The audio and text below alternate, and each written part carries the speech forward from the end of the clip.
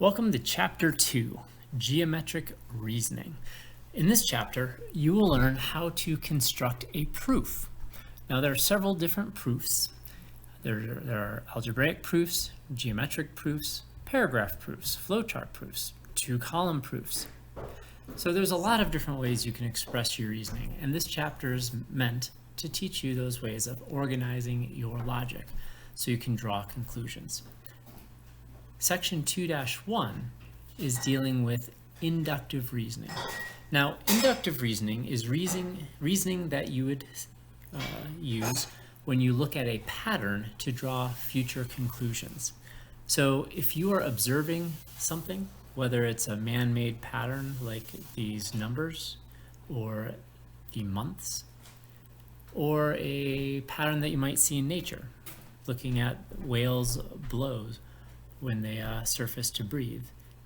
Inductive reasoning is always dealing with looking at a pattern, observing that pattern, making a conjecture, and then testing that conjecture and trying to see if you can find a counterexample to disprove your conjecture. So we're going to use some inductive reasoning on our examples 1 through 4.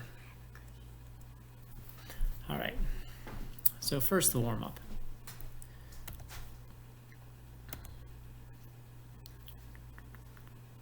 All right, actually I have a better idea how to do that. I'm going to, whatever. All right, so blank points are points that lie on the same line. That would be called coplanar because they are all sharing the same plane. That's no good. I'm fiddling with my screen and that's, all right. Oh wait, that's not working at all. All right, there we go. Coplanar. So I'll go ahead and type that up here. We're going to use red because red is wicked cool. Collinear. All right, blank points are points that all lie in the same plane. Well, using that logic, they're going to be coplanar.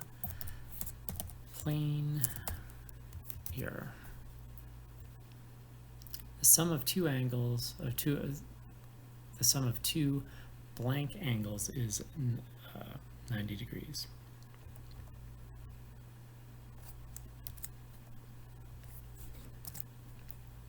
Look, it was always right. Well, that would be complementary. Let's keep that in red. There we go. All right. So next.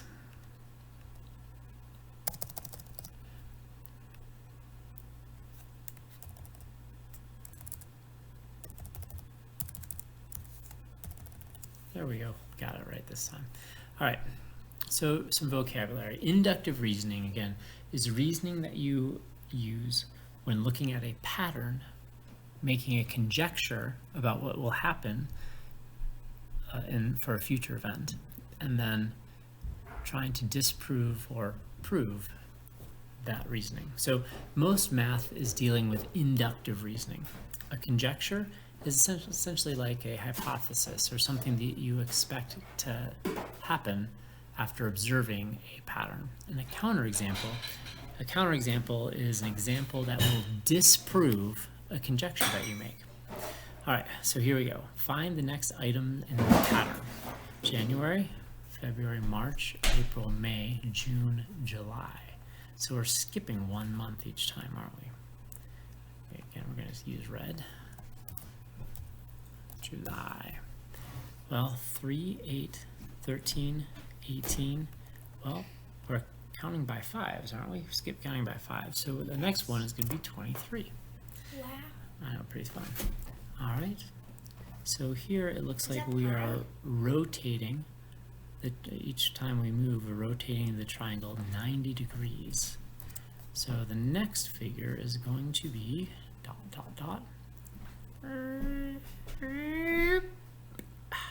was that sound? It was a triangle being rotated 90 degrees. That's the sound of rotation. of a creaky wheel. All right, so we found these answers by using inductive reasoning. We saw the pattern, we observed the pattern and made a conjecture about what will happen in the future. All right, conjecture. The sum of two positive numbers, well, the sum of two positive numbers is going to be, I'm going to go out on a limb and say positive.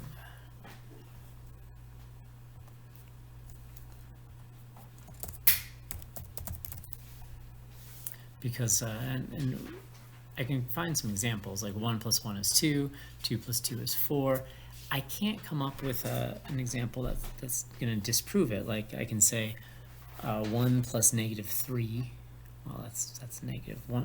10 + -2, no, that is positive. 10 + -2 is positive, but if I can get a negative with going a positive plus a negative. And if I add two negatives together, I'll get a number that's even deeper in the negative. So we know this is right. Right, the number of lines formed by 4 points, no 3 of which are collinear. All right, so that's essentially 4 corners. Oh. So if we have 4 corners of a square, so it's 1, 2, 3, 4, but we also have the diagonals 5, 6. So that would be clearly 6. All right. The cloud of water leaving a whale's blowhole when exhaling is called its blow. We used to see whales all the time at sea camp, and then the Mexican government prevented the American fishing boats from going into Mexican waters, and then we didn't get to watch the whales anymore. Oh well. A biologist observed blue whale blows of 25, 29, 27, and 24 feet.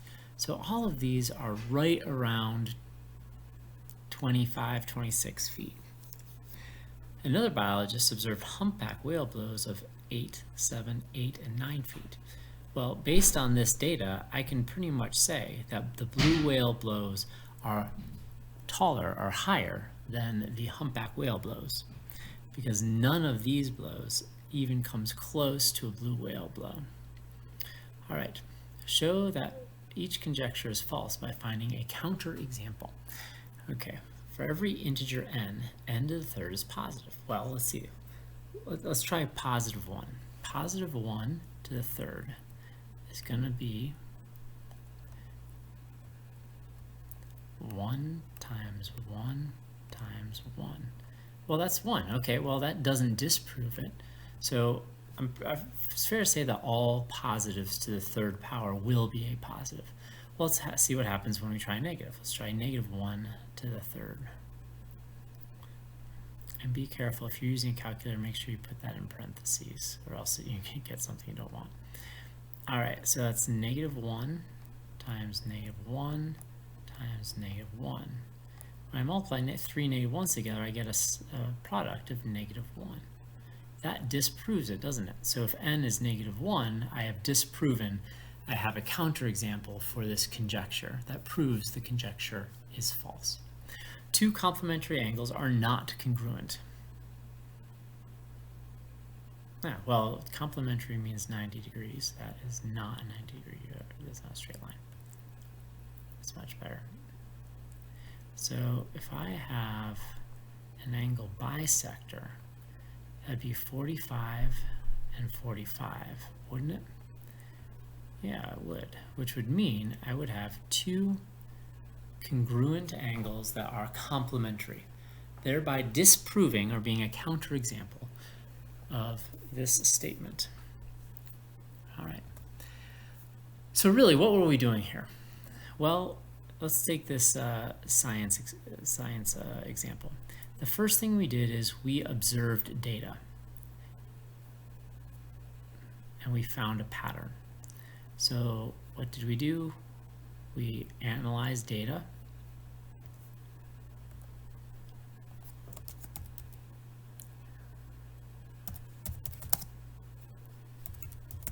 And after we analyzed data, we looked for a pattern. And this is unique amongst inductive reasoning. Then once we have found a pattern, or think we found a pattern, we make a conjecture. So once we've made a conjecture, we can say, is it true? Well, we can go with yes, because there is no counter example. Or we could see no, our conjecture is not true because we find a counterexample. And that doesn't fit in the box. Oh well. Now it does. Perfect. All right. So that is basically what's going on, but there are some more vocabulary words that we need to look into, but you know what, that happens in the next section. So your homework for this section right here, 11, 13, 17, 24, 25, 31, 33, 36, 37 through 51, odds. If you have questions, please, please, please ask me. I do want to help you. All right, so that's all I've got. Have a great time with inductive reasoning.